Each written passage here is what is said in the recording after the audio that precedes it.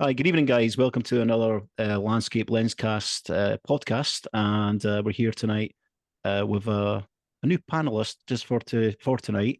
We will be mixing it up every second week with a different panelist, and this our panelist is his name is Alastair Niall MacDonald, and Alastair, of course, is a photographer in Scotland, just as well as me and Doug as well. And of course, we will be talking to him through the night, and also you'll be joining in with discussion with the rest of the guys. With, of course, as ever, we've got on the left-hand side here, we've got Darren Moorhouse, Ginger Captures, photography. And on the right-hand side here, I've got Steve Stain, photography. And on the left, or the bottom below Darren, we've got Dougie Milne, who Dougie Milne is he is a YouTube photographer, but he stopped doing YouTube, but you can still see his body of work. And now on the right-hand side, we've got Louise Welcome, photography. She's another photographer. It's on YouTube. And Alastair is another YouTube photographer. Alastair Niall MacDonald, photography. Yep. Accessible photography, is that right, Alastair? Yeah, it's accessible photography, that's correct, yeah. We're just going to find out what everyone's been up to since we last spoke.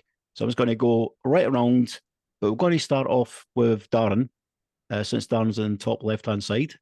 And Darren, what have you been up to since the last time we've seen you? Well, this weekend we had the Photo Peeps meetup, which is a Facebook group that I run. So yeah, we had a bit of a meetup yesterday at Fleetwood Shipwrecks, and then over to Mary's Shell. That has totally changed. Yeah, and guys, we'll probably get these images up at some point, not tonight, but how's it changed? Well, at the back of the shell now, there's a lot of sea defences. Yeah, I thought that when I saw your pictures coming up. Yeah. That's weird. And apparently we had one guy on the meetup yesterday who went there last week and there wasn't there. So they've literally gone in over the past week. Wow. Check this out whilst you're talking. Keep going. Yeah, we're still got lots to say, guys. Believe me. But yeah, so darn great. I mean, also I've seen these pictures tonight on Facebook, and guys, we'll try to get these images up next week or some point through the podcast next couple of weeeks. There, we'll show you. If you haven't, have a look at Ginger Captures on YouTube, and you will see. I think the YouTube video will be out, or will you have it just on your? Well, we're going to do it as a bit of a meetup video, so there won't be just my images on it. There'll be people's that attended the meetup as well. There'll be some of their images on, so you can see it from different eyes as well. Yeah, exactly. So, I think by the end of last night there were about 25, 30 people there. Wow. More like a bus journey at the end of it. Yeah. So, Gallo, because when you're on the bus and if someone wants to go to the toilet, that was it. Luckily, do you have many stops? The cafe was open till 7:30, so it was great. Well, there we go. That's quite convenient, I suppose. Yeah. So, Steve, what have you been up to since the last time we've seen you? Well, I had a meetup last weekend with the Thumbs Up, and then not a lot since, really. I've been still trying to sort the engine out on my camper van, to be honest. So, we travelled. I got halfway down. Well, got to Gloucester, had to return back, jump in Martin's car, go back down. So we were late for sunset, things like that. We had to book an hotel, not to pay. Yeah.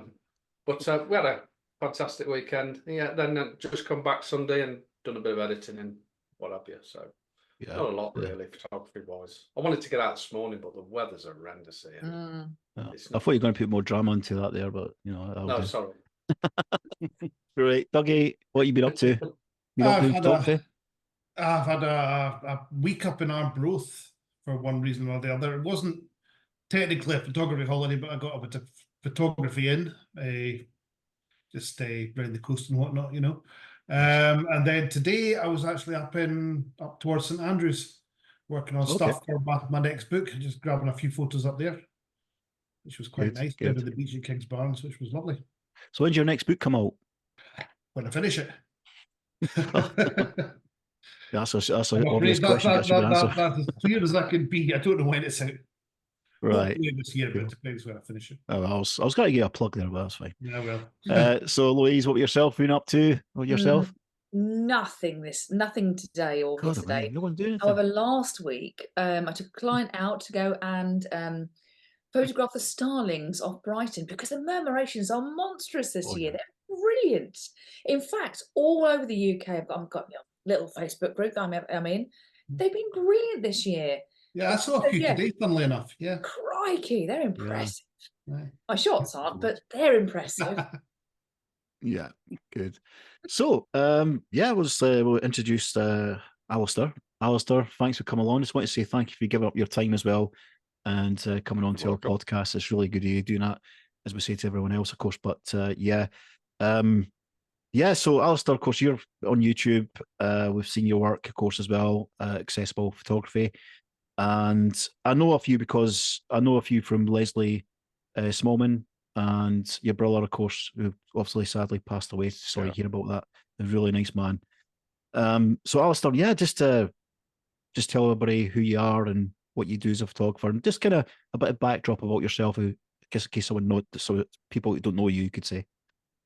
Yep, I'm Alastair, and I've been doing photography for quite a few years, but I set up the YouTube channel a few years ago in response to a lot of the channels that are out there, like the Thomas Heatons and Mads Peter Iverson and co, because they were going out doing landscape photography by yomping across hills or climbing hills and walking for miles, and I can't do that. I've got ME/CFS, which is simply said chronic fatigue syndrome, so I can't really exert myself too much. And there must be a lot of other people very similar. So what I felt, that we're watching these videos and it can be disheartening to see these wonderful videos. And it's great to watch them, but I'm never really going to get a chance to do that. So I thought, why don't I just go and do photographs close to the car? So I can go find like the honeypot locations, tourist spots, show that you can take a photograph, and usually indicate, come here and do better than me, because I've usually done it on the spot in the middle of the day, not the best lighting, but I get a photograph, and it seems to be working. It's taking off. The numbers are increasing, so I'm quite happy about that. But it is very much, if you're not able to go walking too far, come and see what I'm doing and kind of get encouragement to get out and do some pictures. As I finish each video with, get out, take pictures, have fun. Yeah. And that's really the whole premise of the channel itself. Yeah. That is a good thing, though. That is a good thing. Yeah. And you're right in the way that there is people who, one way or another, can get out and you probably see these videos, but they enjoy photography, they enjoy the art of photography, but they can't do the climbing for one way or another. And that's good to see people who actually just do it at a pace. I get influence with that as well, I think, maybe. Yeah, I posted an image today on Stan, on your Facebook group. That'll be you guys. No, that's not mine. Steve's station, is it Steve, on the photo group? Yeah. And somebody put, it was worth the ascent to get the view.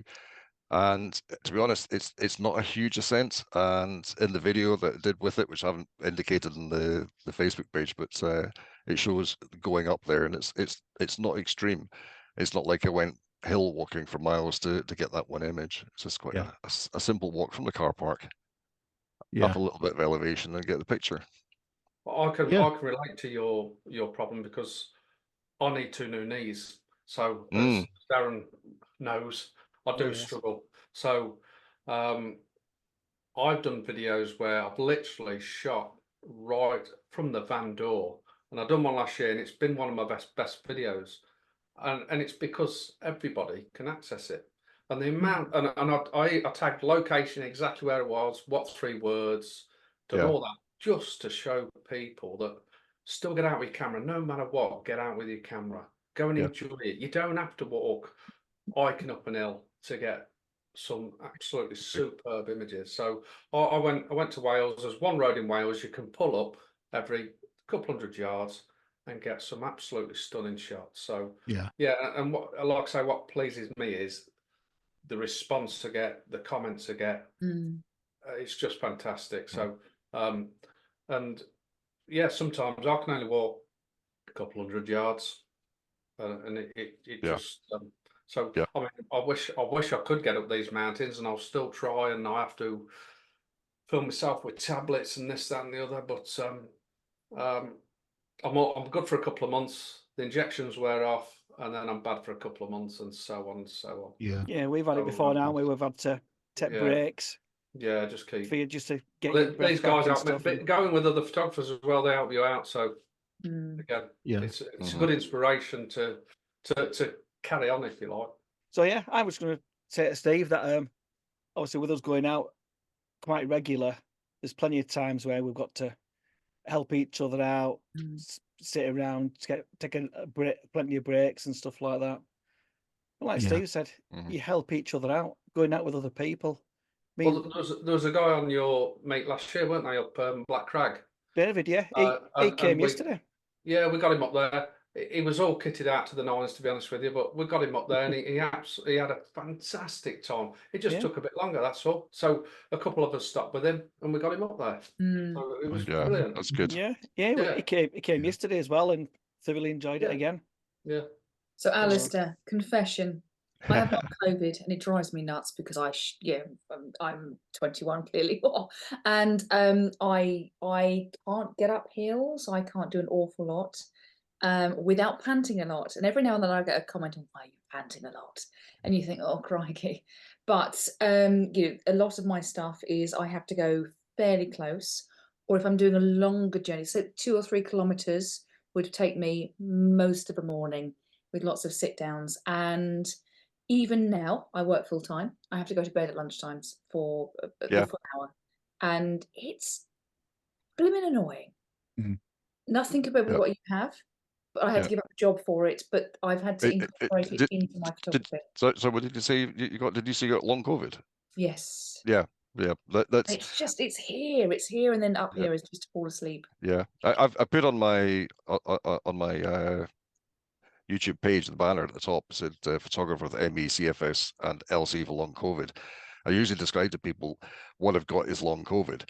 It's easier to let people, because people don't understand what ME is, but I do have a form of long COVID as well, where I got COVID in 2022 in Norway. I was doing a big video, caught COVID. The majority of the video with COVID, it didn't bother me at all. I had a really bad headache one night. I had the sweats. The next day I felt groggy. The following day we took a 3-hour, what would be a 3-hour drive, it's about 5 hours for us, up to Nordkapp to the furthest point north, doing videos, taking photography, no problem at all. 2.5 months later, I had a major, what we call an ME, a crash. You just fall ill. I had a major crash, and I was off work for over 2 months. And occupational health said, "Have you spoken to your ME specialist?" I said, "Well, no, I haven't. It's just bad ME. Speak to him." And when I did, the first question he asked was, "Have you had COVID?" And I said, "Yeah, but that was beginning of July." He said, "July. When did you fall ill? September, middle of September? Yeah, 2.5 months. That's about right." And my jaw just hit the deck. Yeah. I had no idea that this was a connection at all, because the COVID had been nothing to me. But apparently what it does is it's giving people long COVID, which is effectively, in a lot of cases, ME. And people with ME are getting worse. So my ME is much worse than it was. And the bad news is if I get COVID again, it's likely to get even worse. So I'm avoiding people as much as I can. Fair play. And yeah, you can probably hear me. I've got the breathlessness as well. I struggle. And in my videos, I didn't realize how breathless I was getting. You actually hear the breathlessness. The mic's just here, and it picks up every breath that you're taking. I had a friend make a comment about it. You're awful breathless these days, Alastair. There's another mutual friend, Paul, by the way, Neil Barton. He was saying, "You sound awful breathless." And I went, "Yeah, it just picks it up a bit more." So you'll see me go off mic a lot because I'm coughing still. In fact, just on it. So that if you do see me ever, by the way, chaps, going off mic, it's because I'm having a moment of silliness. No worries. Yeah. Okay, we get back to the photography now.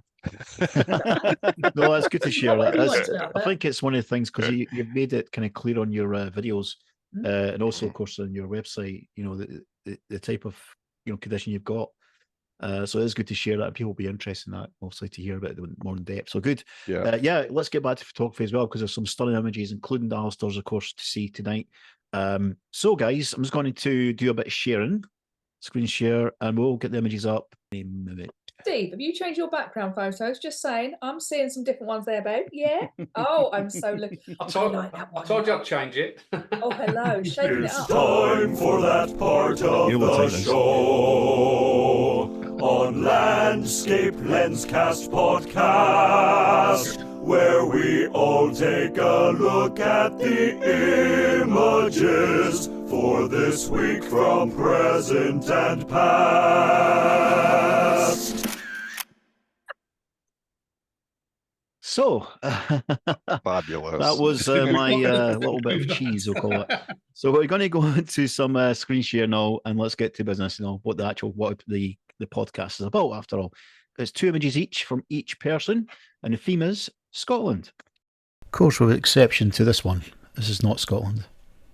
So, guys, as we promised last week, we're talking about Steve's image in the landscape photography of the year, collection 15. This is the image that we were going to put up. So here we are. Steve, can you just talk about this image? And looking at, of course, just amazing. It's just like something out of a sci-fi movie.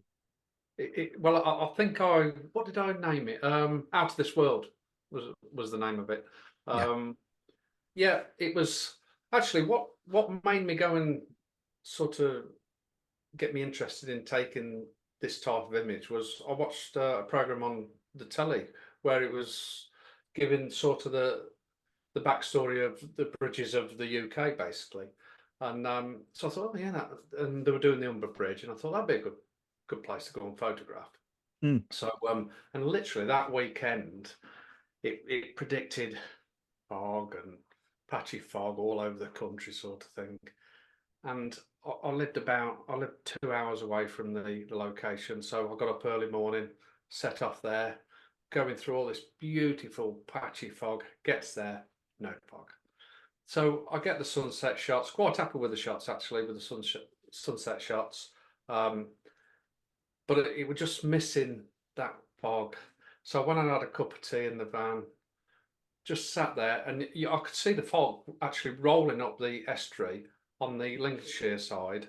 And I thought, this is going to happen. So ran under the bridge. It was the most simplest image I've ever taken. As long as I got central under that bridge, waited for that fog. But what I think makes it for me is that shadow. Yeah, I was going to say that. The bridge coming actually in the fog. For me, that's what it does for me. That extra little element there. But yes, it was the most simplest image I could ever take, to be honest. But it's just being there at the right time. Yeah, Steve? it's perfectly positioned. Give me. Yeah. Because Fangirl. Yeah, but Louise, you've been this year's landscape photographer of the year, aren't you? Well, I haven't been the landscape photographer of the year because that's way above, but but anyway, I just want to say, Steve Stein, fangirl. So when we have this meetup, you're going to want that signing. Oh my goodness! Just come in with me. How embarrassing! Do it anyway. Yeah. But no, that's when I put it on social media, because to be honest with you, being there and taking the image, it's sort of, it's a decent shot, but it doesn't sort of. There's probably other images that I feel more passionate about, to be honest with you. Yeah. On that morning. But when I put it on social media, it just went mad. It just went absolutely I can see crazy. why. Yeah, definitely. So even the detail in the clouds and the sky and everything, it's like there's nothing lacking. Literally just the perfect moment. Yeah. I could have easily gone to the other side of the bridge and got nothing. Yeah. So it's the only other time I'd been to that location was when I was a child, and that's the memory of going to there as well. There's a little bit more of a backstory to it. Is that bracketed or? No, it's just single shot. Single shot. Well done. Wow. Yeah. One single shot. Actually, the tide was in quite a lot, so I didn't have the only sort of limitation I had was I was right up against the wall where I could just about get the tripod out without getting wet, to be honest. Yeah. Well, I like about as well, because of the underneath the bridge, of course, the shadows, when you pull them up, there's so much detail. Yeah. in the bottom. Yeah. You know, it's like it's amazing. Just usually you use a lot of kind of not detail, but you kind of goes a bit kind of mundane looking, but kind of darker bits. But it seems to. I think, like I say, probably the least edited, most easy shot I've ever taken. Probably besides actually just setting up that tripod without getting too wet, really. But that was it. Yeah. So easy. Yeah. But sometimes that's just how it is. Cracking. Yeah. Definitely worthwhile showing that shot tonight. So thanks, Steve, for showing that one. No, this is lovely. So, Steve, if you want to just talk us through this image. Well, it's the iconic castle in Scotland, isn't it? But Yeah, it is indeed. Yeah. What was nice about this is because I've not seen it with the tie down, so I thought I've got to try and sort of make the most of getting down onto that beach and getting that foreground rock and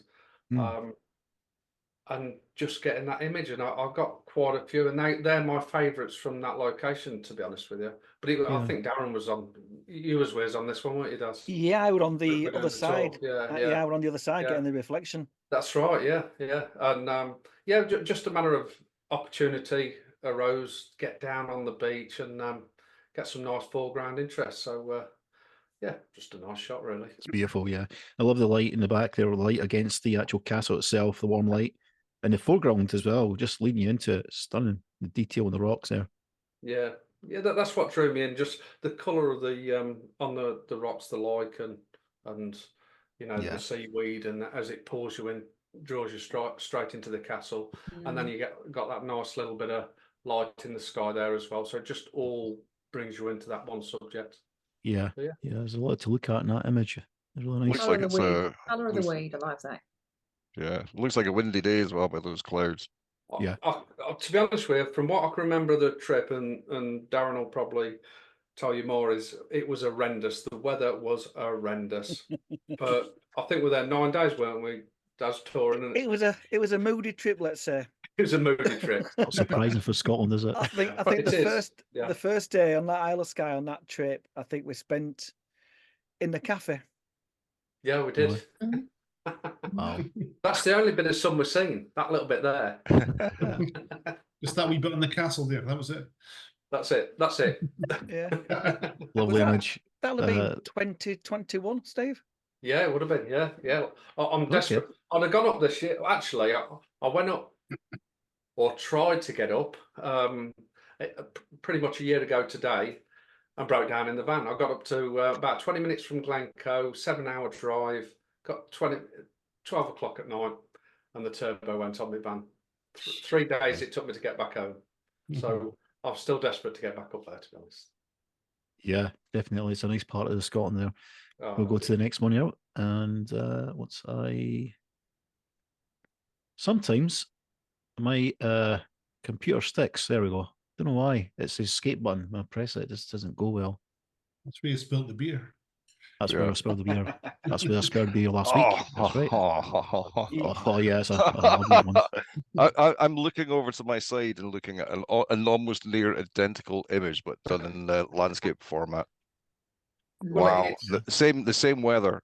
Were we there the same day, mate? Probably. To be honest with you, again, we were late on this, weren't we, Daz? Getting down there, we'd visit this other a waterfall that Gary Goth told us to go and visit because we bumped into him up there. So we went to this waterfall, shot all that, went to Elgold Beach, missed the most beautiful sunset, and who's there? Gary Goth. I think he planned it. To be honest, that was literally that was almost pitch black when I got that image, and that was just a quick scope in that night before we shot it again in the morning. So so I blame Gary Goff. That would be the same sort of conditions I did mine in. It was the sun was almost down. Yeah. December, we got there far too late in the afternoon, and that's where we end up shooting in the dark. Yes, yeah. Well, like I say, we just went over. I mean, because the rocks are quite dodgy to walk on. I think I fell over actually, if I remember right, slipping on the rocks. But we could hardly see. Like I say, we'd missed this sunset. It was fantastic as you're driving down the hill onto the harbour there, and so we all just tried to got their torches on, went for a little walk, tried to get 1 or 2 compositions for the next morning, really. but a fabulous place, a place I must go back. Yeah. Absolutely. And I ended up watching the cows on the beach. Cows on the beach. I couldn't believe it. First time I've Yeah. seen cows on the beach. Of course. That's they, Scotland, you know. I think they like the seaweed. I'm sure they do. Yeah, they would. Yeah, they're chomping on Yeah. the seaweed. That's right. Yeah. Yeah. Quite partial to that. Yeah, well, looking at that image, and of course, the exposure time was that like 30 seconds or so? Or? I can't quite remember. I would say 30 seconds because I probably couldn't bother to get the 10 stop out, to be honest. It's a lovely But details. I of don't clouds. think you really needed any more than that. To be honest. No, no. Once that light goes, you don't need the 10 stopper. You just Yeah, good point. Yeah. Actually, yeah, I just love the clouds there. The dramatic. The clouds are Mhm. so dramatic there. Yeah. Dark clouds. And Well, it's that mountain in the background, isn't it? It's just Yeah. so iconic as well. So it's just a matter of trying to get a good foreground. Almost the problem with a place is there's so many good foregrounds. It's trying to pick the one and then Yes. getting in the right place as the tide obviously goes in or out. But Yeah, yeah. That's a lovely shot. Well, Yeah. Oh yeah. Oh, you can. No, record this, of course. Record that. Oh, hello. wow, yes. that's literally what was at the side. I've got too much reflection coming on, but that's what I had sitting at the side when Yeah. that came up. That's Oh, nice. Oh, that's really nice. The mood on there is Dot great, isn't NB. it? Yeah, it is, Yeah. isn't it? Elgol itself is just one place you could spend a full week just at that one location. Well, you'll be back Absolutely. again, haven't you? Yeah. Yeah, we went back this year and we waited and waited and waited because the tide were coming in for that boulder shot. And it was well past midnight when it came in. Yeah. Well and truly dark, got the shot and got cut off. Yeah. and of course you have to let people know that you have to walk about 3 miles to get to those locations, don't you? I mean, it's such a long way from the Yes. car to get that location. It's Oh, all yeah. the rain hitting against the face and sore face or red face, etc. Yeah, we'll keep that I'll in, recognise definitely. those. Thanks for showing that, Alistair. So we'll get this one. This is Louise. Welcome. And we're going to get these ones up. I love this one. Right. Okay. So, Alistair, go with this. I had to quit my job as a head teacher due to long COVID, and I couldn't be on the South Coast when all the kids went back. So I dragged my husband out and said, we're going away for a few weeks. And I took him up to this place, and it was an epic morning. And it looks brighter than I have it on my computer. So I need to re-edit it again, I believe. But it's just a blooming cold day. It was September. We woken up and there was ice on the inside of the tent, and we just legged it up to this place, and it was all right. It's stunning. Absolutely I missed out on that. I did a Hebrides trip and I couldn't go any further because my tent blew away in a hurricane. I ended up, thankfully, I was staying beside a youth hostel and was able to go in, and they let me bring my dog in. But going to the next youth hostel, it wouldn't happen, and trying to get into B&B and such, so I just decided not to bother and headed home. So I missed the Callender Stones, unfortunately. Yeah. And it's like the pastel colours in the background there. Beautiful. Yeah, Is that like, what time was that that? layer of mist that's getting me, that layer of mist just below the horizon all the way. Yeah. Yeah. Do you know what? I didn't see it at the time because I was just trying desperately to try and kind of not align stones. It annoys me that the stone for the left of centre is kind of layering into the back there. The edit that I have redone, I'm a little bit disappointed with when I see it here because I had a much darker foreground, I thought. So I'm going back to it to redo it again, just to darken that foreground, because otherwise it drags your attention away. I think the bottom left and right drag your attention away from the. On my screen, it looks fantastic. It does. I mean, I I would not be unhappy with that, Louise. Yeah. I wouldn't. No. Okay. I mean, it's been very recalibrate my permissive. end. Very permissive. I know what you're saying, but that's been very permissive, and I don't think anyone's going to actually really pay attention too much. Because looking at that, I'm just looking straight on, and I'm taking in with the whole atmosphere and everything. Doug, you've got your photography books, and obviously, I don't know if you've been up that way. Have you done anything on that before up there? Have you Not up there, no. Got any history on it for the guys? None whatsoever. Oh well, that's that. Good man. Short and Good sweet. Can I just ask, where We'll is keep it? that in. Where is the location? It's on the west coast of Lewis. Lewis. I was going to say, I'll try to get Lewis and Harris right. So No, the Lewis. west coast of Lewis. Yeah, just be confusing. Lewis and Harris is the same island. Yeah. Just to be confusing. So one's in sort of northeast and other bits of the southwest. If my history serves me right, these stones are older than Stonehenge. Yes. Yeah. Well, I remember them going up. I was going to say Stonehenge, but come on, that's a few decades, that's a few centuries ago, maybe. Yeah. I think we all agree with that, guys. That's a stunning image, isn't it? Yes. That's it. Yeah, it's lovely. Super image. Beautiful. Oh.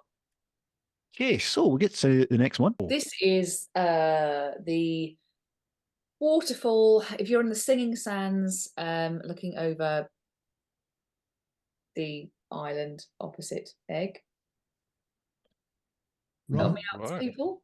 rum, muck, one of them. Rum. It's rum. I went to Rum. Muckle.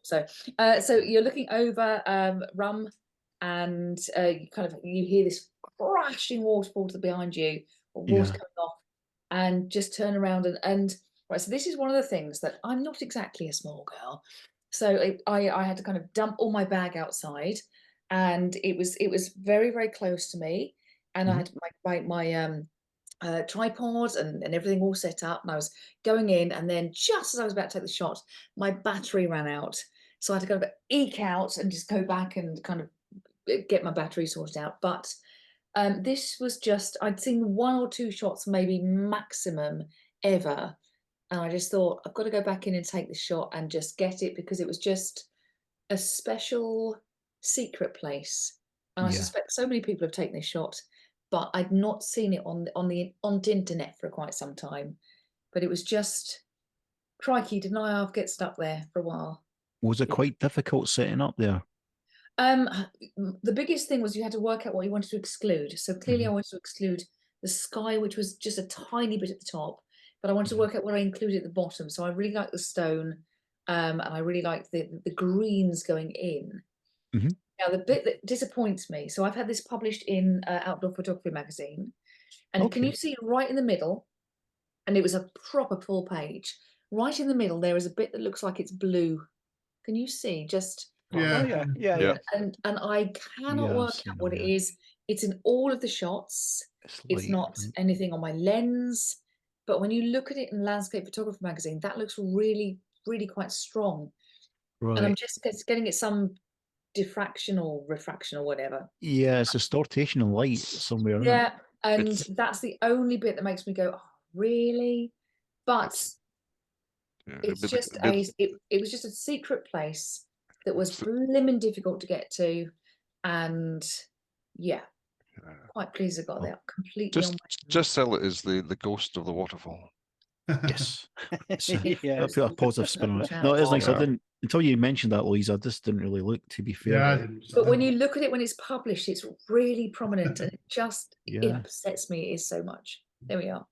Have you Nice. tried Thank you. doing like a radial filter on there, just turning the blues down a bit?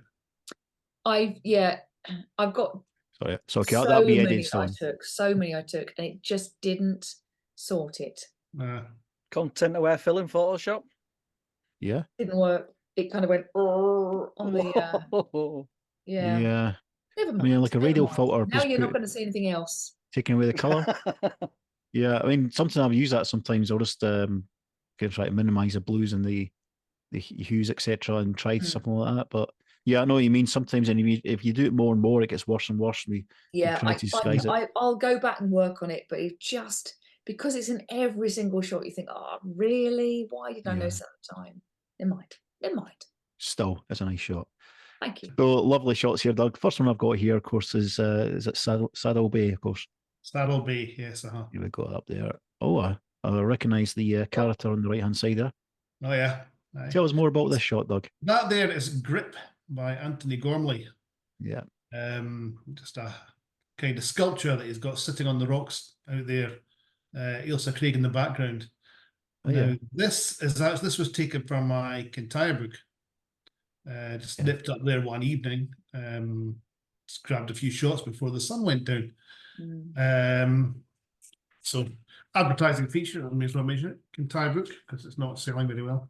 And is that the actual There's the picture in the book. the size you've got in the book is in regards to the format of the image? What's he done? He's edited out at the bottom in the book. To be fair, Right. Okay. I don't get a choice over that. That's the editors kind of lay it all out for me. So Yeah. Yeah. he's cut the bottom of it, but he's got the top. It just depends how much text there is to fit in underneath. Yeah. You know what these publishers are like? They like you to have some text in there. So. Yeah. They can be troublesome. Yeah. Yeah, I like the flow of this. It zigzags you all the way out to the side, Exactly, then back yeah. into him, and then he's just looking straight out. It's Yeah. it's a great composition. Saddle Bay is lovely. You'll appreciate this, Paul. Saddle Bay is where Paul McCartney filmed the video for Mull of Kintyre. Yeah. Nice. If no one knows me, guys, I'm a huge Beatles fan. Yeah. I was named after Paul McCartney, fan off. That's that right? Yeah, was I? Yeah. There you go. I'm not going to tell you what my middle name is, though. Of course, that's a different thing. But It's not McCartney, is it? no, it's not. No, I'm not going to say it. It's horrible. I don't know what. When someone brings it up, it's like, go and tell them. No, I'm not saying it. Nah, yeah. I might say it one time.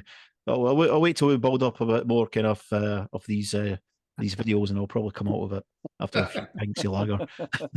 It's not Ringo, is it? It's not Clarence or anything. Don't worry. Not Yoko, is it? Cecil or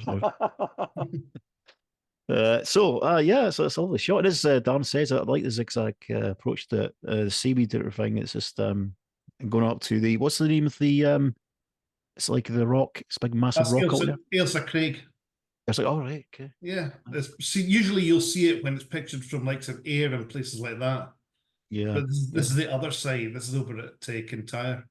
So you're looking across the opposite direction from where you would normally see it. Yeah, I can just see the band Wings come across with Paul McCartney with the acoustic guitar singing Mull of Kintyre. Yeah. The Brilliant. statue wasn't there in those days, but Beautiful. Thank you, Doug. So we'll go to the next one, and we're going to, this is my favourite one of these two, actually. And it's a Campbell Castle, is it?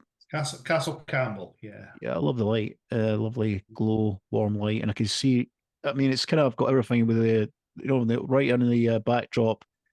I don't know if I'm looking at these, but is that kind of wind turbines in the backdrop there? Well, the far distance, yes, you're actually looking, I'm not quite sure where they are. That's across the Forth there. Somewhere. Isn't it?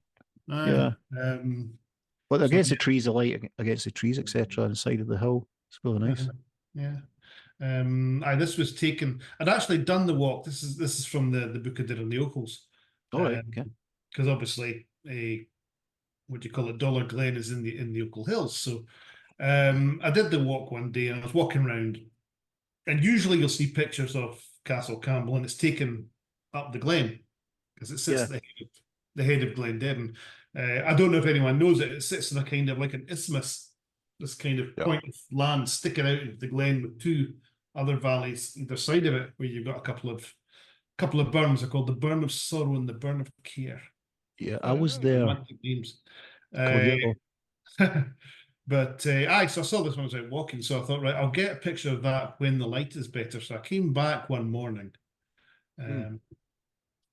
trying to get a picture, hanging around for ages. The sun came up. I thought it would be a nice sunrise, but the sun came up and it was still in shadow because there's another hill just off the left-hand side there. The whole thing was in shadow. Right. So I had to hang around. It was about an hour and a half. I was hanging around waiting for the light to appear and then watching it just then creep down the hill opposite and then onto the castle. And eventually that was it. Bang, got the shot. So yeah, I'm quite pleased with this one. This one's been in a Scotland magazine, funnily enough, as well as the book. So, I was there a couple of years ago with my mate Steve Nichol. We went down to Dora Glen and had the wellies on, had the wades. Well, didn't have wades on, had the wellies on, but we were actually filled up with water to we go out the glen. But that's just on the back. It's just right behind there, isn't it? The Dora Glen. Yeah, so if you carry on up the hill, you go to the car park. Normally you would walk round to the castle, but in this case, there is another route which heads up into the hills. It's called Cadger's Gate. Right. Yeah, it's a good place to visit, guys. Dora Glen, if you've never been there. So you carry on up the hill, look back down on the castle, and that's you. So I think it's a much better angle than what you would normally get of it. I've taken loads of shots of it, and then this one just kind of hit me by accident. It was like, that's good. I'm happy with that. Yeah. Take that. I'll have that, yeah. Nice. Okay. It's a nice image, and not many people get that perspective. It's really good. Yeah. I like it a lot. And the hill you're talking about, the walks behind, they're very tempting, even to someone like myself. You look and the gate's there, whatever, and you just wanted to take that path and walk up the hills. It's just absolutely fantastic there. It's Yeah. beautiful. That's King's Seat, the one behind it, I think. Yeah, believe it or not, I've actually been up King's Seat. Yeah. In my youth, I was introduced to hill walking and went up King's Seat. Yeah, long time ago. Yeah. Nice shot, Doug. Well done. Thank you. Yeah. Oh yes, a nice panel. I do like my panels. Yeah, I think all these images I put in were from this year. Well, sorry, November last year. Yeah. And we got shown this place. I know it begins with P, but I can't for the life of me think of what it's called. It's Plockton? a little Plockton, that's it. There we go. We drove down there and that was literally you could shoot that from the front of the van. I think that was Hamish Macbeth's police station there. Hamish Macbeth, yes. It was just crying out for a pano. And this pano goes on twice the size to the right hand side as well. Okay. But I've had to crop it just because of the size of it. Yeah. Because it's stunning. There's an island to the right hand side and everything. It was fantastic. Really was. The clouds. Yeah. Did you drag a radio in post processing? Was that just pretty much no, that was camera? That was the smallest thing. I've darkened the sky a touch, nothing more. Yeah, that's as we do, of course. But it's cracking the conditions. The only thing I've done as well, where the boat is on the left hand side, there was a horrible orange dinghy. Oh, always one. So that had to come out. But that's it. Apart from that, there's nothing else. It was just we couldn't believe it. I can see an orange dinghy would kind of distract. Yeah, it's a nice calm picture, and then that would be. But there were just so many elements to it. I think I've got another 7 or 8 different images from this one spot. But yeah, I mean, Alastair, for accessible locations, that place. It's just unbelievable, isn't it? It is fantastic. Did you see many seals when you were there? No. Oh, no, we didn't. That's unusual. So what's your take on it, Louise? What do you think? I had the 200 to 600 mil lensing van as well with me, so it'd been ideal. My bit is this. So I'm starting to get into 3x1s. And I love Dean Allen. If you ever get him on, I would get Pangirl. I keep saying this just to let you know. But just to let you know that I'm just working out the proper pano perspective. 3Ps there. What perspective have you got here? I know you said it was much. That is 3x1. Right. I'm getting into a 3x1. It's quite dramatic, isn't it? Yeah. The only reason I've done it as a 3x1 is because I've got some panoramic paper. Yeah. And a 3x1 crop prints fantastic on it. So it's just. Is that? Can I jump in? Is that multiple images to get your pano, or is that one image cropped? I think that version there is 5 images. Right. And what lens would you use for that to stop any distortion? Yeah, this was just shot at just less than 100 mil. Right. Yeah. So it was quite well zoomed in because I didn't want to lose that's a lot. Yeah. I think have you had it's it in actually print? about 98 mil or something like that when I looked at the EXIF files. Have you had it on print at all? I've got it ready to print. Nice. Yeah, I've got it ready to print. I'm just waiting for some more ink to turn up. Can be expensive. Yep. I'd order 2 lots. So you're saying you can get paper that size? Are you saying? Yes. If you just bear with me a minute. Anyone else? Oh my goodness. Literally, I've literally just started printing myself, so I started with some photo speed. Yeah. But what I've been doing in the past is creating books. Oh, nice. I love printing books. Absolutely love it. So nice. Yeah. Dougie will be interested in that. Man makes books. I don't sell them. So Darren, let me ask a question. How big is your computer, your printer? I've got a Canon Pro 10S. Same as Steve's. He's got a big one as well. Yeah, it'll do A3 plus. Yeah, mine's only little. But it also takes a custom size, and that's the biggest little print. Right. Just me nodding and going, marvellous. I've got some little thing, but it's just black and white. Yeah, it's just a Canon Pro 10S. I've had it about 6-7 years now. Okay. But that photo speed paper's good as well, isn't it? Yes, it does. Yeah, Yeah. Yeah. I'll just- that That's luster cool. is just something It's else. nice. Yeah, Luster is. Did, Yeah. did you get your printer set up by them? They offered this this thing to, where is it? It's in the sheet somewhere that comes with the paper. Yeah. Do a print, send it to us. We'll Yeah. send you the I just setup. downloaded the generic profile. That was it. Yeah, that's what I've done so far. I'm not 100% sure because I've not done printing in a long time, but it does seem to do really, really well. Yeah. Yeah, I must admit. It's Yeah, I love it. it's the Pro 100S that I've got, and it was very similar. it was gifted to me. I never spent a penny on that one, so I really appreciate it as a work colleague did that. But it cost over £100 just to put the ink in it. So Yes. Yeah. Yeah. Is it 10 inks as well? yeah, Right, It's guys. certainly We'll not go. the cheapest to do, but to see your Yeah. image come out as a print is just fantastic. Yeah, yeah. I'm looking to get one myself, a Canon 1000 or something, or something along the lines of that. Well, talking I to a use guy a- yesterday, Huh? he's got a Canon Pro 1000. Yep. If you're not using it, every time you switch it on, it costs him £8 What? because it does like a regeneration of the print head. And he had it turned off for 3 or 4 months. I'll scratch. it all I'm again. not going to get it. I'm not getting it. No. Yeah. And he went through. Oxy looks cheap. Yeah, he went through a full set of inks, and because it's the Pro 1000 with the ink tanks, it's over £600 for a full set of ink. Oh, good grief. Oh, rethink So- your thoughts, man. you sure it didn't just spring a leak? It's even got an Use overflow. wallet. It's got an overflow tank on apparently that gets all the waste ink, and he even had to replace that because he wasn't using it. Oh, okay. Sort of like Yeah, I Slovenia, think that, I'll just saying. backtrack And a on couple of what I nights. said. Yeah. So if you're doing a lot of printing, then yes. But if it's casual printing, then See, No. this is the something they small don't one. tell you. So, see some of the YouTube channels you get, and they're talking about these printers and how good they are. They don't talk about that bit, do they? No, No, no, they they don't. I use a place that's called I&M Imaging, and they're actually based in Edinburgh. They're only about 10 minutes drive from my house, and the guys are great there. They're absolutely great. And it just takes away the whole kind of stress of it, isn't it? yeah. Really, well, reasonably cheap, I'll say, compared to most printers. And they do like all different types of paper as well. So you've got German etching paper as well, of all that kind of thing, cotton finish, all that. Mhm. So yeah, I've got all I need. I mean, to get a printer, I was going to go for the Canon 1000, but I think you've just chucked cold water over that. I don't think I'll be getting that at all. I haven't looked at YouTube videos on it, as we all do when we buy a product.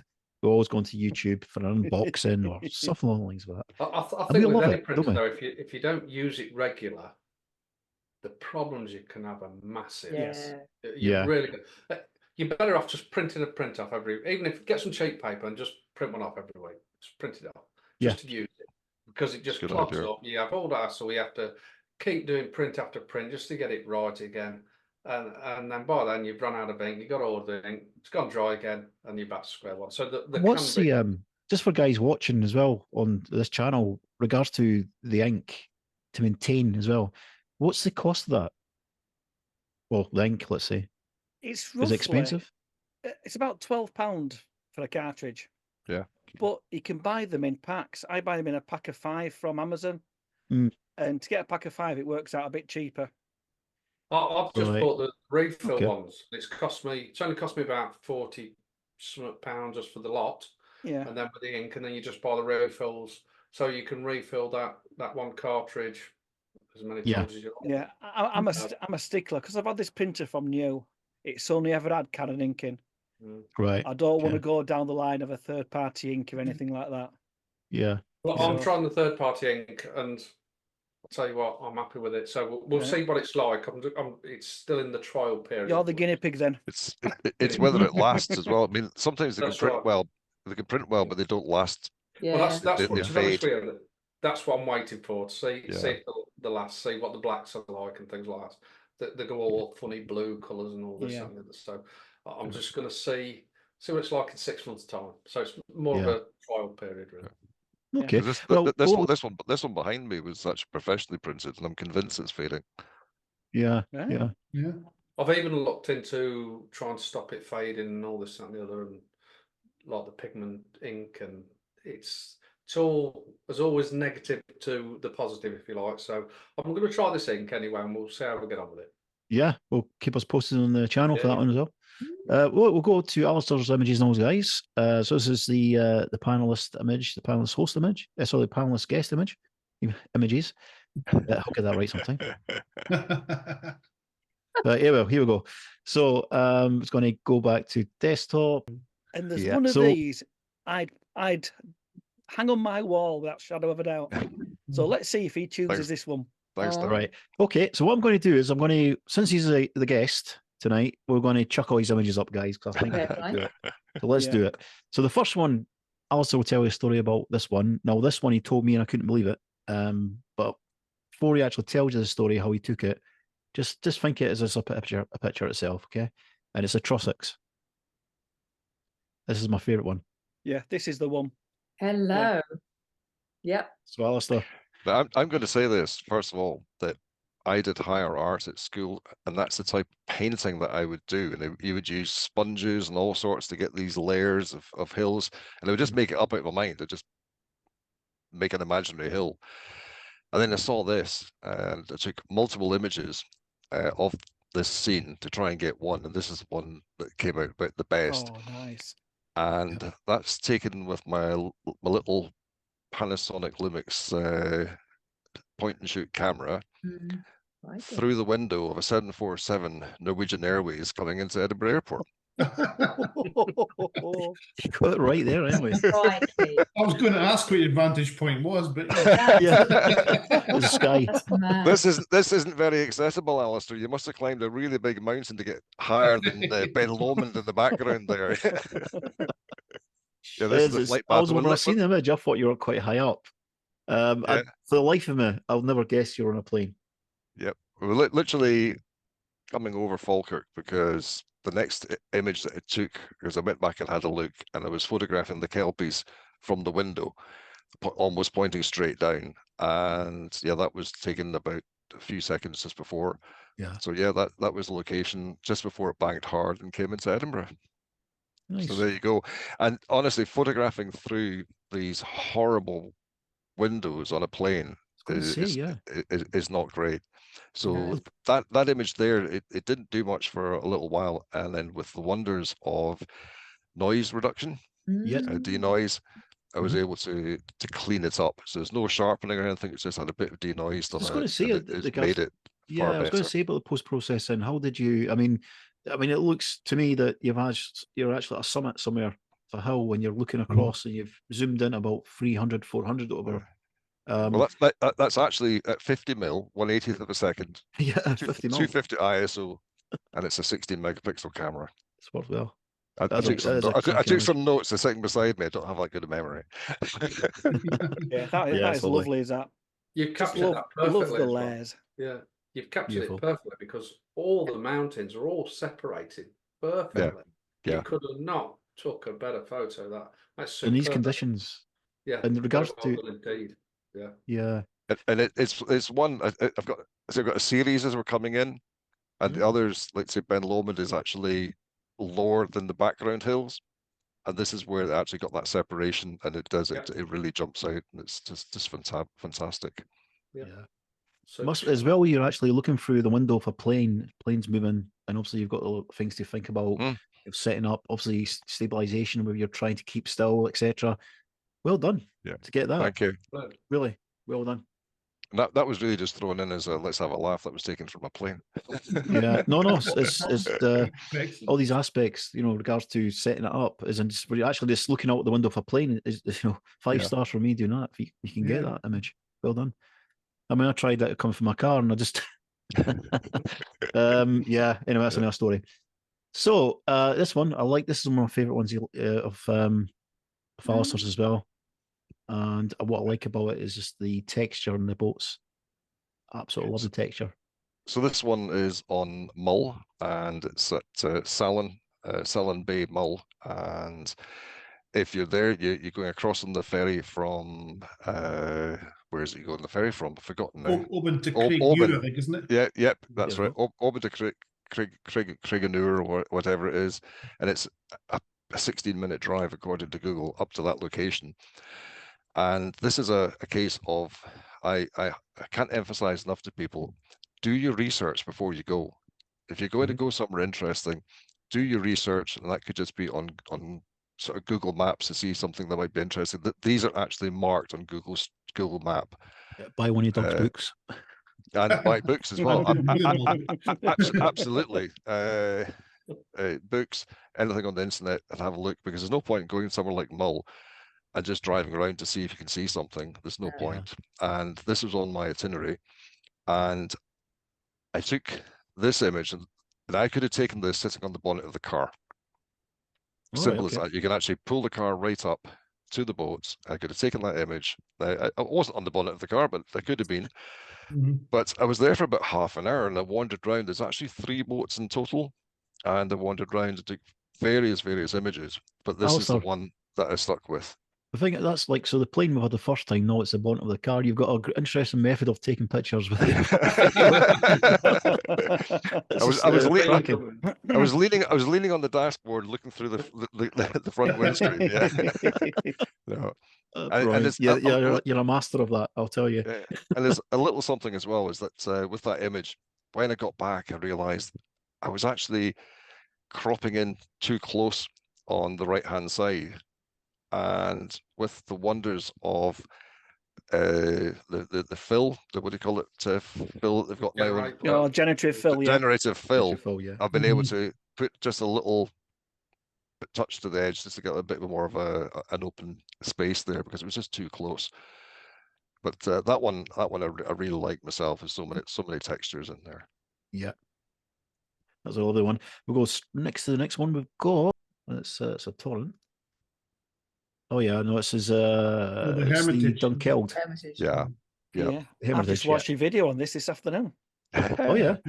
Yeah. So this was actually to try and get autumn pictures for a club competition. Simple as that. But what I'd seen before was the fact we had the torrential rains. One of the first storms came through, absolutely horrendous rains, and I thought that river is going to be in spate. Let's get up and have a look. But I'd seen somebody's picture on Instagram with some lovely fungi in the foreground, with all this in the background, and I thought, there is no chance I'm going to get there and find this fungi still there. And sure enough, it had gone. But I got in there and took the image. Now I did this. This one, the details for this one is 16mm, but it's a pano. So it's a 5-shot pano for this one. 1/15 of a second to get that movement in the water without it being too bad. F11, and away I go. But it's on a tripod, obviously. But when it was set up, I was really struggling. I was getting movement. If I zoomed into that bridge, I could see movement there, and I couldn't work it out. And I realized I'm literally 2 feet away from this incredible torrent, and the vibrations are coming through the ground at me. Of course. It was incredible. So I changed lenses to just try and get a bit more detail, and it worked. So I went from I think it was the kit lens to the 7th TT Artisan, I think it was, wide angle lens. I'm not sure, I can't remember now which one it was. 16mm, it sounds like it, yeah. But I made sure I got the big tree beside the bridge. I got all of that in, because apparently that's the largest specimen of its kind in the UK. Really? And I can't remember what type of tree it is. Yes. Come on, Paul, this is your expertise. Yeah, I was going to say it is a pine category, but it's all pine pretty much there in these places. But I'm sure that's so kind of fir tree, maybe? It's the whole area is actually it's pretty much man-made. The building there was built in 1757 for the first Duke of Atholl, and what they did was they tried to create like a tourist area, and it's called the Hermitage, and they built a hermit's cave, and then they tried to hire a hermit to live in it, and failed. Nobody was going to do it. That was a fashionable thing for them to do, though. Back then. It was. There's a place up by Kenmore, up above Kenmore, there's a big waterfall there. I can't remember the name of it off the top of my head, but same thing. There's like a folly up there where they had hired a hermit in to live there. Yeah. Basically, people would flock to come and see this guy that lived on his own. He had more company than any of us do, you know. Yeah. Imagine a guy So- like, give me a piece. Yeah. You want first thing in the Well, that was morning. his job, Paul. He was I know, I've heard of that too. You know. I mean, But I was up there with a few guys. I don't know if you know Jan Smith, etc. Guys like that. Well, Yeah. women called Jan Smith, really nice women. And Gladys Yelland, a couple of people who pretty much are Edinburgh photographers, if people know them. And we went up to the Hermitage, and there is a cave. Obviously what Alastair's talking about, where that bridge is. If I'm right, Alastair, it's That's on the right, yeah, right-hand side. Is that you go across the bridge and there's a cave opposite? Is that what you're Yeah, saying? that's right. Yeah, Yeah. on the right-hand side of the bridge. And, Yeah, and it's opened up. It was closed off for years. Yeah, That whole area was closed off, and I got there and went, oh, they've taken the barriers down. So Well, I they might must just, be quite That's happy very that. recent then, because last time I was there, the barrier was still up. Oh, it was down in November. It might have blown down, but never mind. But yeah, it looked opened up again. I thought, well, they obviously don't care about people falling in the water anymore. So, yeah, it's just one of these things. I know. It's their own fault if they do, isn't it? and talking of which, I left one person in that image on the bridge for scale. Yeah. But this big rock to the side underneath that yellow tree, there's about 5 people who've taken off of that. No, that means there's actually 2. So under the big pine tree to see the trunk, there was 2 people there and a tripod. You can actually just see the leg of the tripod at the bottom of that tree if you look carefully, but it took the people out. Again, I just love what you can do in Photoshop. Yeah. But trying to get it clear, exactly. people. Yeah. I know. I don't like people in my shot. That is. But yeah, I'll do the same. I'll do the same actually. Distractions. This will be the first time I've been here many times, but I'm just noticing the kind of brickwork underneath the building there. Yeah. And that must have, when they built that 17, whatever it was. It must have been quite something to do. Yeah. Some poor sod down there with that waterfall rushing away, having to build this wall up there. Especially that torrent. Yeah. What got me when I watched the video this afternoon was the torrent of water coming down, and then the reflection pool. That's right. Still as anything, just with the bubbles coming down. Yeah. That was great with that. Yeah. And it's good that reflection pool is good because you get the swirl of water, and you get the bubbles swirling, and if there's any leaves in the autumn, they'll swirl as well. You get some lovely patterns. Yeah. You can get these little swirls of little exposures, etc. Okay, we'll go back to the last one again. So yeah, Castle Stalker. I love this. Now this is what I think Doug had a image up the first time we done our podcast. Doug had an image from a different perspective. Yeah. And if I remember right, was it yourself, Darren, was talking about the rail tracks? Yes, it was. Yeah. So Alastair, tell us more about this shot. I know it's one of these shots that people love. It's got the leading part going out with the tracks there. For the life of me, I don't know what these tracks were for. Can any of you guys, anyone? I would imagine that. I'm sure they were just for getting goods and things in and out to the castle. That's a thing you're thinking out. Just take transportation. It's strange because the tracks seem to be further round. Yeah, they're not directly ahead. So I think there's tracks coming down from the other face of the castle. They don't seem to go right across. But somebody local said to me, it was just to get launch fishing boats and things, and I thought it could be. That was the next thing I was going to suggest, because it does come down just from the kind of entrance to the. But there definitely is. There are rails on the little island as well, because I spotted that with in my video. There's I put the drone up, and you can see the rails as well there. Yeah. But that one I found interesting. In the video they've got of this, I spend quite a bit of time up at the vantage point. That was mentioned as well. There was a vantage point up above with a cafe and so forth. And I remember who was talking about it now. Said it was closed. I thought, that was me. Was talking about that. Yeah, it was closed. So that's why I went down. It's probably because you're talking midwinter, weren't you? Hey, it was early December, I think it was. They're not expecting anybody up there for bacon butties. No, the cafe was open. It was the route to the vantage point was closed. Oh, the route to the vantage point was closed. Yeah. Oh. Well, maybe they're cutting the gorse down a bit so you can see the thing. It's getting a bit high, but that's interesting. That is interesting.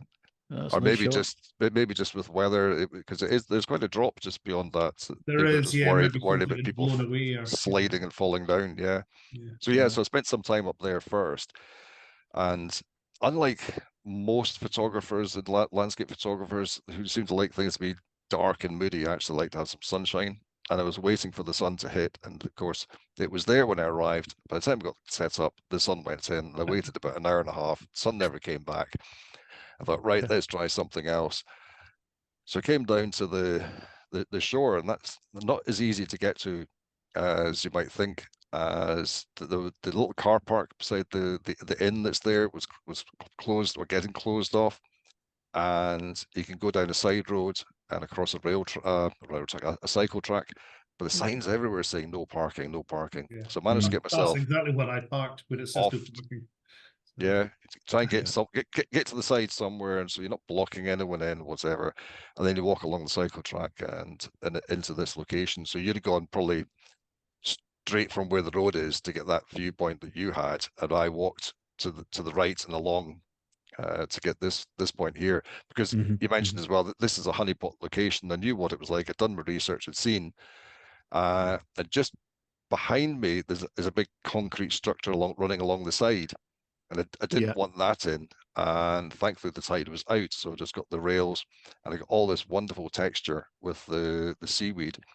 And I took 3 images to focus stack, but turned out I only needed 2 really. And what I did for you was I actually I re-edited, because I suddenly Mhm. realized there was a patch that hadn't actually come in that was still a bit fuzzy to the right hand side. Yeah. So redid it and sent this one to you. But I love it. It's one of the few photographs that I've taken on camera for a vlog that which I feel came out really well. Yeah. So very, very pleased with it. The light's nice. Really nice light. As you Yeah. said, it's more about the light in this one, isn't it? As opposed to Yeah. the ones you get Well, with standard pictures. in the video I'm talking about it, and it said that if the sun came out, it still wasn't going to get the face that I was looking at because of the shadow. You can actually see there's a bit of light and shadow there. And if the sun came out properly, it would just look wrong. It would be Yeah. it would be out of balance. So I was quite happy just to have that sort of muted sunlight hitting it, and got the image that way. But the clouds, I couldn't have asked for better for the clouds. It's just fantastic. Absolutely. Really nice. Yeah, it's lovely. The clouds kind of almost frame it. Yeah. Yeah. Which is nice. Yeah. Yeah. There's some great images there, Alastair. Guys, your images have been great as well. I've not put mine up yet, which we're kind of running out of time a little bit. I don't know if you guys are okay for another 10 minutes or. Yeah. Yeah, fine. If we get to see Don't your worry, I will images, edit that out. you put yours up last most of the time. Get them up. Yeah, I'll get them up. So, yeah, right, where are we?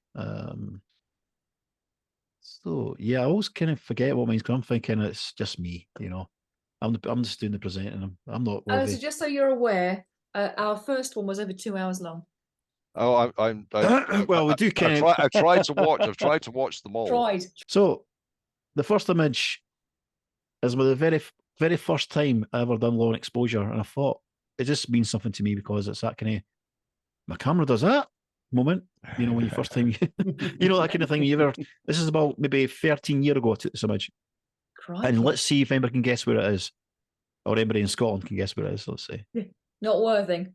So yeah, you could tell it was my first image from long exposure there, so a bit kind of technically not sharp enough. But the composition was nice.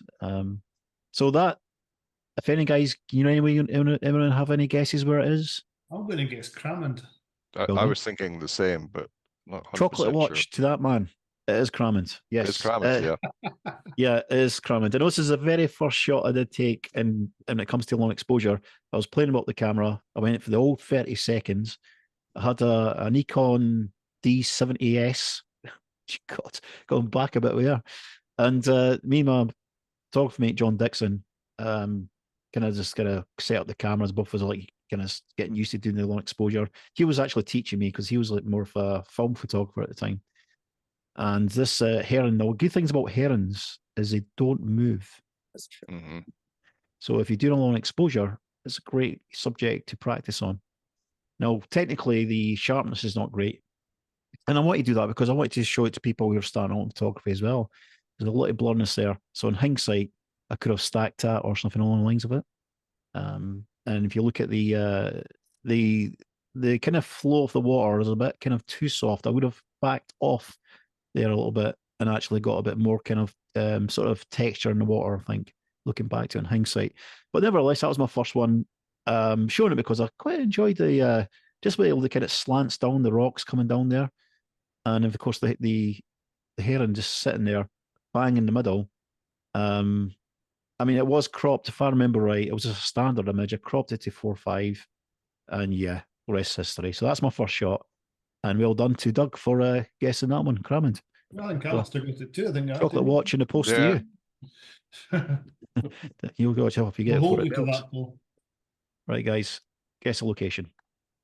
Oh, I would say Glenafric, but I'm not 100% sure. Yep, melted chocolate watch to you. Time it gets there. Yeah, exactly. It's Glenafric. Of course, it's the trees in it. It gives away an island in the middle. So Glenafric was a nice still morning, and that was kind of morning. It was just mist. It was all over the kind of like the foreground of the actual glen itself. And as we set up, it's the mist kind of burned away by the sunshine. It just burned the mist away, and you can just see the top of these hills there. There's still some lip mist kind of receding back a little bit. Well, I took 2 images of this, and the other image I took, which is probably arguably my favorite, is I just kind of cropped with the camera these 2 trees by themselves in a little bit negative space here, but no island. And to me, it worked better, but I couldn't find the image. So, yeah, that was back in 2015, if I remember right. That was there. So, love the light at the back there. Love the separation. So, yeah, that was that's my 2 there. So I've got a couple of videos from Glenafric, and the first one. The first one, I only managed a day there. I had problems. Duke had problems. I had to go to the vet. Oh yeah, and the water was like that. It was absolutely dead calm, and I was able to put the drone up and fly over, and the reflections were just absolutely stunning. Yeah, just beautiful. Yeah. But yeah, Duke, very old dog now, isn't he? He's quite old. How old is he? Yeah, he's 12 and 2 months. Oh, so, and we're counting the months. Dog. Yeah, he's. I don't know when his last video is going to be, but it's not going to be. No, sorry, he's a beautiful dog.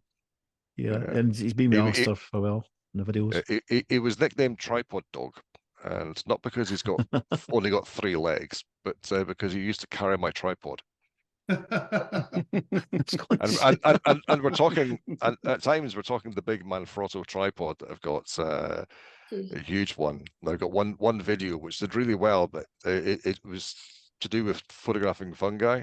Yeah, and it's get down low with the fungi, I think it is, and I'm down low photographing with one tripod, and he's standing behind with the other in his mouth, and I think that thumbnail probably gets a few people clicking, go, what on earth is going on here? Yeah, guys, if you had, I know Darren's seen one of your videos, but if you haven't seen the Alistair's videos, have a look. Some nice videos there. Yeah, we've done well tonight. We've got through some good images. I think we've got some cracking ones there as well, and I'm sure the people watching this podcast tonight will be enjoying them. One of the things I was going to say, of course, is one of the going back to the long exposure shot that I was talking about, is one of the best skills, of course, you can learn as a photographer, is knowing how to manipulate the shutter speed in a camera. So if you're just starting out in photography and you want looking to just mainly try that kind of something that's a bit different, long exposure is probably one of the easiest things to learn. Don't be intimidated by it. Honestly, it's mainly just knowing how to manipulate your shutter speed by controlling, of course, the flow of light getting to the back of the camera sensor. That's all it is. And you can just do short exposures, long exposures. So that's Paul's tip for tonight. Yeah. Well, Paul, if you know Leslie Smallman, she'll tell you a funny story about me. That I got I think it was the 16 ND16 filter, which is mega. You use it for the sun shots. And we went to what's the name of the place? The famous beach at East Lothian that everybody goes to. Gullen. maybe? No, round the corner with a little. It doesn't matter. Doesn't matter. We're down there with my Rice and brother. puns? Now, further round, down from the. What comes Ben's. with it? Midge Ben's. Way. Yellow Crags. No, Yep. no. You It's know a what's tiny going to little, happen. We're going to be it's a tiny guessing little this, don't beach. we? It's a tiny little beach, and we're not even going to try and work out where it is because I'm terrible with my memory is terrible because of this ME.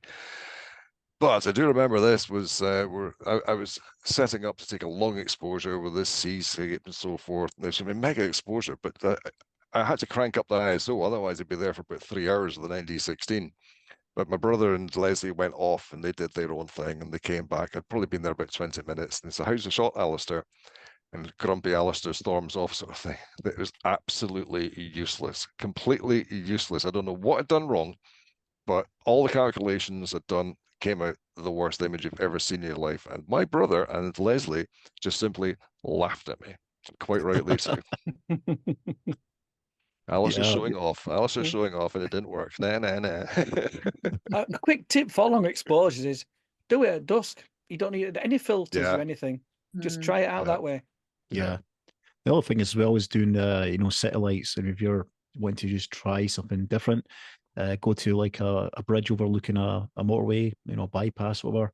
And just aim your camera down to the traffic and get the light trails. It's a very easy thing to learn in photography. Probably one of the easiest things. And then, just kind of build up from there. But yeah, I agree with, of course, low light is probably better than doing actually getting filters. Obviously, filters are great for during the day, of course. That's what you need it for. So I've got to tell you, Paul and I online, my first ever encounter with Paul, I gave him a compliment on a photo. Oh yeah. And I said about a shot I'd done, ICM in a bluebell wood, and he said everyone could do that. I was like, yeah, I know that. I didn't say I was any good at it. I just said I liked your shot. I was like, did I say that? And I will never cross paths. I didn't. Did I say that? I don't know. You can look it up. Before you finish, I just want to ask Alastair, where's his favourite go-to location for a roadside shot? Oh, not that I'm listening, you understand.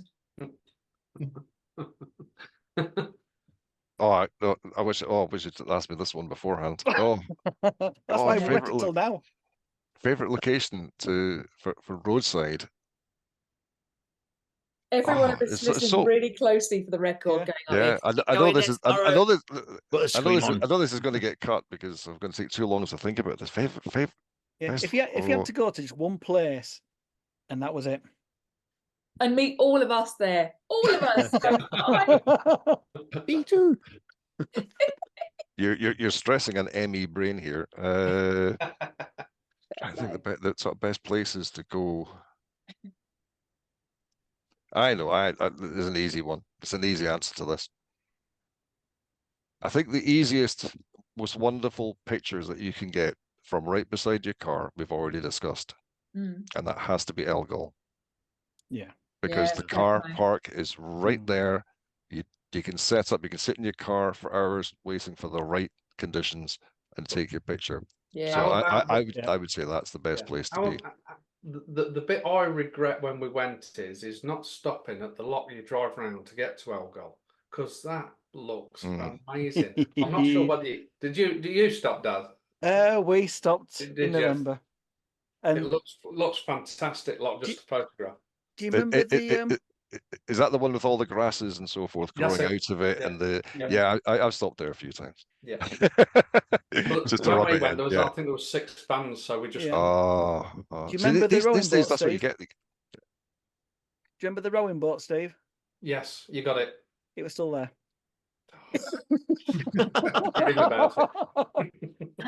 Gentlemen, can I just say, I not only have I got a top fan badge for stain photography, about 10 minutes before this, Darren Morehouse has added me as a friend on Facebook. Ooh, we're now mates, mate. You can now see that image, the Mary Shell. I'm going in to have a look. I've got a stalker. Just going back to the Mary Shell one then. Do you think the rocks have been a problem? Because I've seen your image from there today. Yeah. Do you think the rocks are a problem or a for and against. What do you think? Yeah, I'm for. Well, I did have vlogs down there as well. It's good for the coastal erosion, Yeah. but photography-wise now it is hard. Yeah. Yeah. But to get rid of the rocks, we only had a 7-meter tide yesterday. It didn't come up to the steps. If you get 8 meter or above tide, it won't be a problem because the waves will be coming over the rocks. Yeah, So because I can see a Gary Goff video of him there, visibly disappointed that those rocks are there, but then showing you how to take those rocks out. Yes. Well, they are. That'll be coming, won't it? Yeah. Removing the rocks. Let him know now. Yeah. That's right. But it is something different from what you normally get there. Yeah. Yeah. I quite like the image that you put up today. I thought it was really nice, to be honest. Yeah. Well, that was For the me, last I'm thinking Gary Goffett. Yeah. Get rid of all the rocks. You know, Thing is- I actually really like your image with the rocks in it. I don't know. I can't put my finger on why. Yeah, I've been there before. I've got the image where it's just the shell. Yeah. That was the last shot of the day. I'd been too busy talking and chatting. Yeah. I mean, Mark McNeil were there. I was chatting to Mark for about 2 or 3 hours. So, yeah, it were. There was going to be a question I was going to ask you guys before we go, actually. And it's, I may as well say it and just get all the way. And it's basically, just say, hypothetically speaking, of course, you were going on a trip and you had 2 spaces in the van or, whatever, RV, whatever. And these 2 spaces you're going to fill with someone famous. Well, it could be photographers or it could be Steve and I are going to agree. Steve and I are so going to agree on this. So I'm going to ask you, which 2 photographers would you like to come along your workshop with you and why? Oh, I'd only take 1 photographer with me. I would take Mads Peters Iverson. Yep. And the other person I'd take with me would be Billy Connolly. Hey! Keep you amused, yeah. Oh, so I think 3 of us are going to go Mads. Steve, you're going to go Mads? Is what you're Yeah. 3 of us going to Mads. Absolutely. Yeah, definitely Mads. Yeah. Anybody else? I would probably like to take Thomas Heaton and then ridicule him to his face, because I've done it nice, kind-heartedly in my videos, but he'll fly right across the planet, so maybe out to Patagonia or something, and then photograph a small rock and a pebble and something, and that you could have done in Northumberland. I'm like, for goodness sake, man, you're in Patagonia. He's on next week, by the way. Photograph the scenes. My other one would be somebody from up your end, opposite of Worthing, Dean Allen. I know I keep saying this. Oh, yeah. Dean Allen, yeah. Dean's a very good photographer. I've learned from him 1-to-1, and I have to say it was. Oh, really? Oh, yeah. Oh, I'm doing 2 1-to-1s this year, and one of them is with us on Tuesday, and the other one is So I'm having a show. I'm being showned to be showned. New verb. In September, and I am going Chris Frost. Do you remember the landscape photographer of the year with the I've got it over here with the wild garlic? Oh yes, yeah. And he does lots of kind of accentuated trees and stuff. I am rubbish at, you lot do tree photography, so I'm really rubbish at it. So you ever do that? I'm going to go back at you and go minimalistic border. but I've got a 3-to-1 with him down here in May because I'm just appalling at trees. Yeah. No, I think I've seen some of your stuff. I liked your I liked the image you put up the week before last week there of the infrared image. I really did like that. It's nice it's kind of getting slant on to woodland photography as well, even though it was like a pathway with trees. Proper trees, like proper. Yeah, I know what I mean. Getting more of a sort of built up, or kind of more of a depth, kind of more kind of built up, kind of woodland area as opposed to in a sort of like park or whatever. Yeah. Doug, what about yourself? I mean, famous person, could be a photographer, or it could be someone else. 2 people. I'm probably with Alastair, to be honest. I would go for Tom Heaton. And who else? Exactly the same reason. Because that has struck me before as well. You see these videos where he's... Tom, we're not going to get this guy in the show. You'll never come on anyway because we're nothing to him, but we're definitely not going to get him on this, no. He'll go, yes, I've taken this leaf here. It's a lovely leaf. Yeah. Oh, look, a You bubble know, and Adam ice. Gibbs is going to grass on you. He's going to tell you to watch it. I love a Gibbsy too. I'll jump in with that. To defend, I think Thomas Heaton is a really, really good guy, a good photographer. And I didn't look at YouTube until before my first trip to Norway. And I decided to do some research, and I typed in Norway photography, and Thomas Heaton's vlog popped up, and that was me hooked. I absolutely loved his vlog. I loved his style. It was just fantastic, and I've followed him ever since. But yeah, there's those times you go, it's a bubble and ice, man. I think, guys, we all can agree. I'm with you, If Thomas is watching us, which I doubt it very much, but if Thomas or even Adam's watching us, or any of his friends are watching us, we all agree Thomas is a great photographer, guys. He is a brilliant photographer.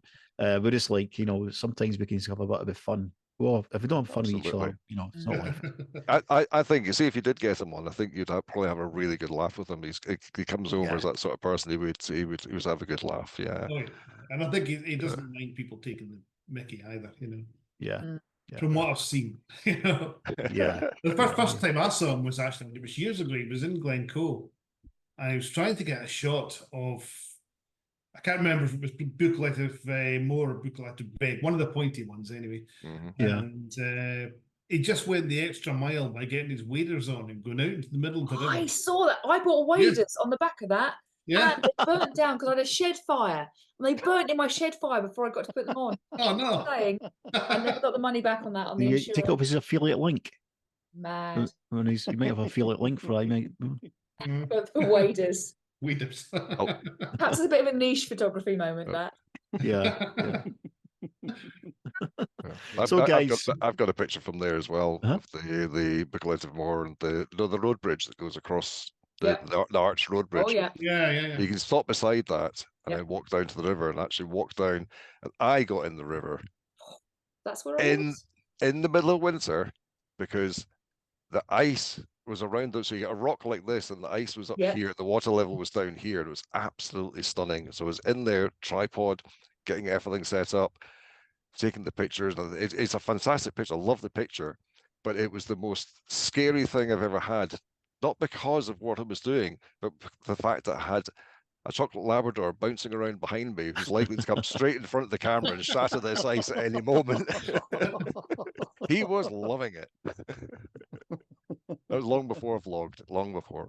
Yeah. Alastair, would you want to come back on again? We'd like you to get back on at some point. I think you'd be. Yeah, I'd be happy to. Yeah, I bet we might slightly more relaxed next time. You probably noticed at the beginning I was hyper nervous coming on here. It's like me, my fingers and thumbs and everything with buttons in here.